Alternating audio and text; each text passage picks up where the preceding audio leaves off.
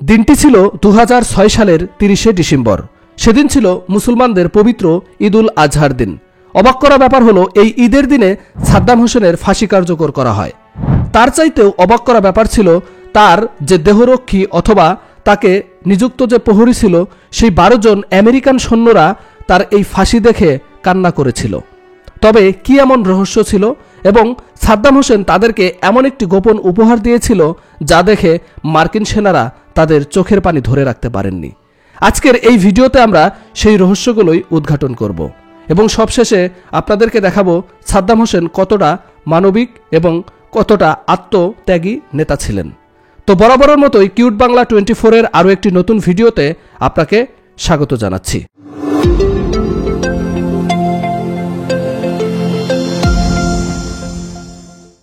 দুই সালের 30শে ডিসেম্বর মুসলিম বিশ্বের ইতিহাসে অন্যতম আনন্দের দিন ঈদুল আজহা। মধ্যপ্রাচ্যের ইতিহাসে ঘটে গেল এক বিষাদের ছায়া। সেই পবিত্র ঈদের দিন সকালবেলা সাদ্দাম হোসেনকে ফাঁসিতে ঝুলিয়ে দেওয়া হলো, আর তা দেখে কান্না করতে লাগলো আমেরিকান সৈন্যরা। যারা তার কঠোর বিরোধী ছিল তারাও চোখের পানি ধরে রাখতে পারেননি। ফাঁসির কয়েক মুহূর্ত আগে সাদ্দাম হোসেন একজন আমেরিকান সৈন্যের হাতে তার নিজের হাতঘড়িটি দিয়ে বলেন, এটি যত্ন করে রেখো। এমন শান্ত, দৃঢ় আর আত্মবিশ্বাসী একজন নেতাকে মৃত্যুর মুখোমুখি দেখে শত্রুপক্ষের মনেও যে দোলা লাগে তার জ্বলন্ত প্রমাণ ছিল সেই চোখের জল। একজন যোদ্ধার মতো মৃত্যুকে গ্রহণ করেছিলেন সাদ্দাম হোসেন।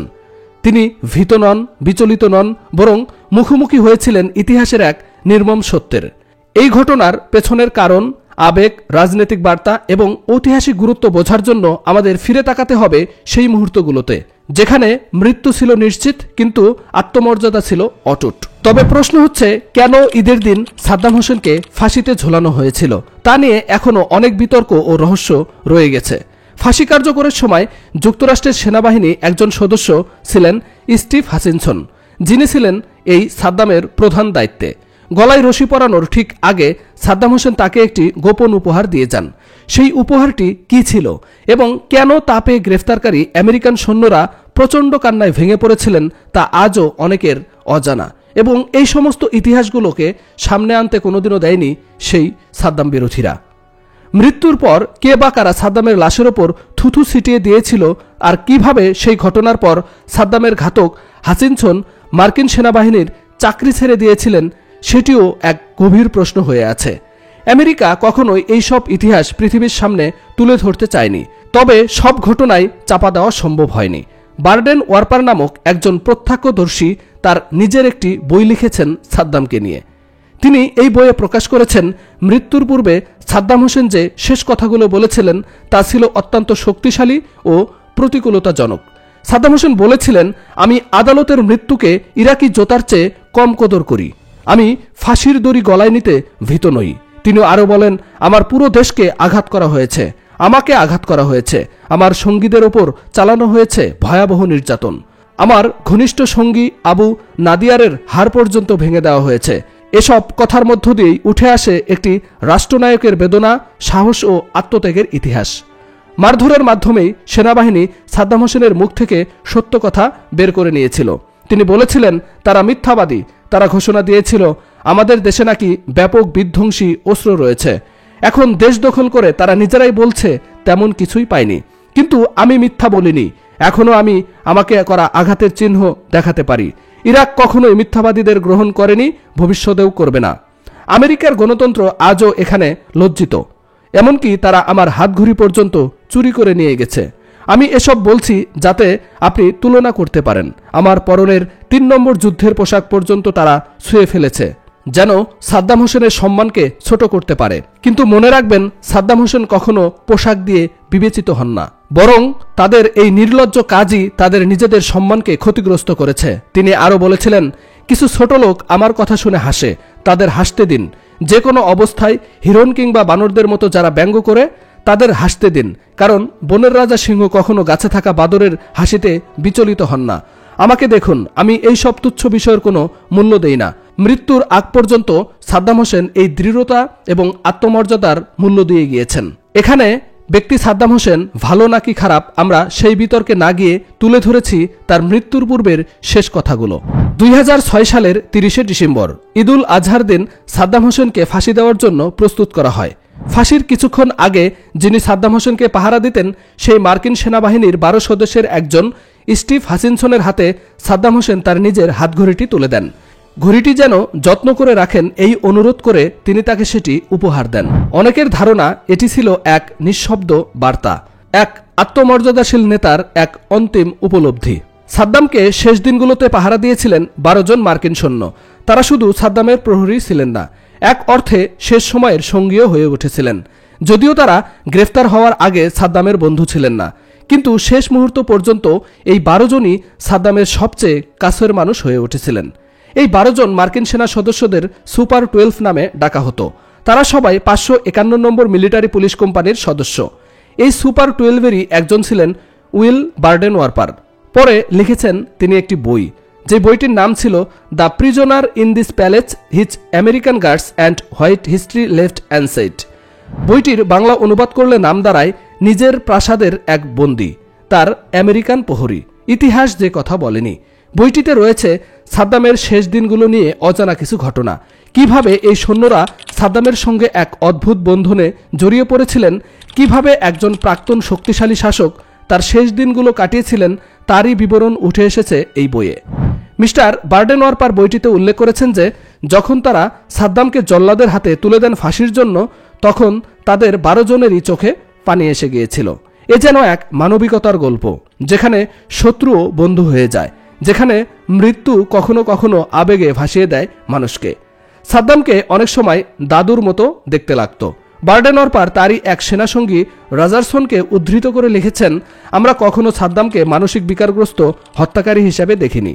তার দিকে তাকালে অনেক সময় নিজের দাদুর মতো লাগত।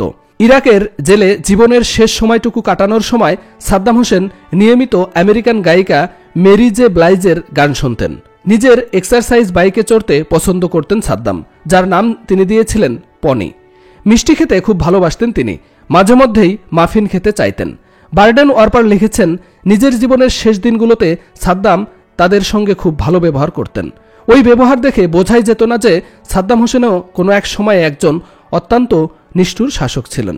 কাস্ত্রো তাকে সিগার খেতে শিখিয়েছিলেন। সাদ্দামের কহিবা সিগার খাওয়ার খুব নেশা ছিল। মনে করা হয় কিউবার সিগারের মধ্যে কহিবা সবার চেয়ে সেরা সিগারগুলোর মধ্যে অন্যতম।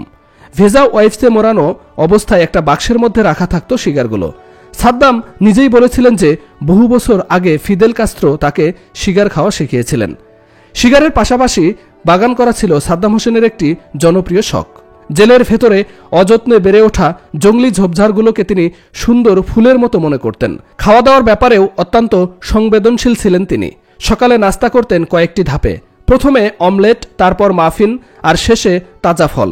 তবে ভুল করেও যদি তার অমলেটটা টুকরো হয়ে যেত, তখন তিনি সেটি খেতে অস্বীকার করতেন। এমন ছিল তার খাওয়ার নিয়মের প্রতি কঠোর মনোভাব। বার্ডেন ওয়ারপার তার স্মৃতি মন্থন করতে গিয়ে লিখেছেন, একবার সাদ্দাম তার ছেলে উদয় কতটা নিষ্ঠুর ছিল সেটা বোঝাতে গিয়ে একটি বিভৎস ঘটনার কথা বলেছিলেন। উদয় একবার কোনো এক পার্টিতে গিয়ে হঠাৎ গুলি চালিয়ে দিয়েছিল।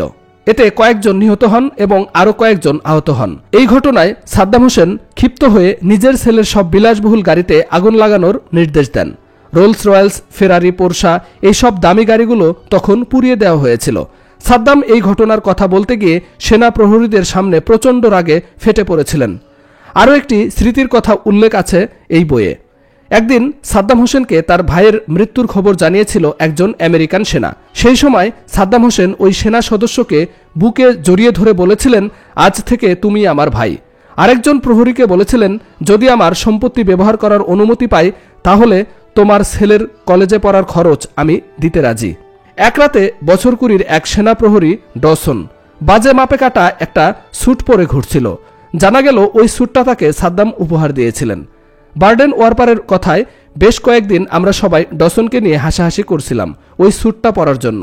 ওইটা পরে সে এমনভাবে হাঁটাচলা করত যেন মনে হতো কোনো ফ্যাশন শোয়ের ক্যাটওয়াক করছে ডসন। সাদ্দাম আর তার প্রহরীদের মধ্যে বন্ধুত্ব ধীরে ধীরে ঘন হয়ে উঠছিল, যদিও তাদের ওপর কড়া নির্দেশ ছিল যে সাদ্দামের সাথে ঘনিষ্ঠ হওয়ার চেষ্টা করা যাবে না। মামলা চলাকালীন সময়ে সাদ্দাম হোসেনকে 2টি জেলে রাখা হয়েছিল। একটি জেল ছিল আন্তর্জাতিক ট্রাইব্যুনালের কয়েদখানা, আর অন্যটি ছিল উত্তর বাগদাদের সাদ্দামেরই এক প্রাসাদে, যা একটি দ্বীপের ওপর অবস্থিত। ওই দ্বীপে যেতে হলে একটি সেতু পার হতে হতো। বার্ডেন ওয়ারপার লিখেছেন, আমরা অবশ্য সাদ্দামকে এমন কিছু দেইনি যেটা তিনি পাওয়ার অধিকারী ছিলেন না, কিন্তু ওর অহংবোধ কখনো আঘাত করতাম না আমরা।